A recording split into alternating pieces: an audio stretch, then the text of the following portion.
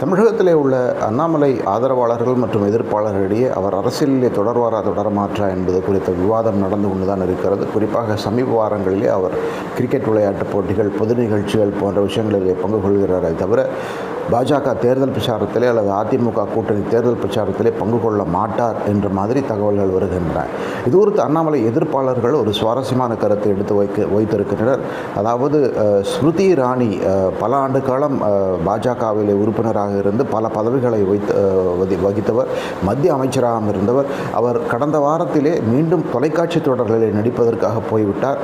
அரசியலுக்கு கிட்டத்தட்ட முழுக்கு என்ற விதமான செய்திகள் வந்தாலுமே கூட அது உறுதிப்படுத்தவில்லை. ஆக பாஜக தலைமையை பொறுத்தவரை அவர்கள் முடிவெடுத்து விட்டால் எவ்வளவு பாப்புலரான ஒரு தலைவராக இருந்தாலும் அந்த தலைவருக்கு மீண்டும் வாய்ப்பு என்பது கடினம் என்று அவருடைய அண்ணாமலை எதிர்ப்பாளர்கள் தெரிவிக்கிறார்கள். பொறுத்திருந்து பார்க்க வேண்டும், அண்ணாமலை இனி தமிழகத்தில் எதிர்காலம் இருக்கிறதா இல்லையா என்று.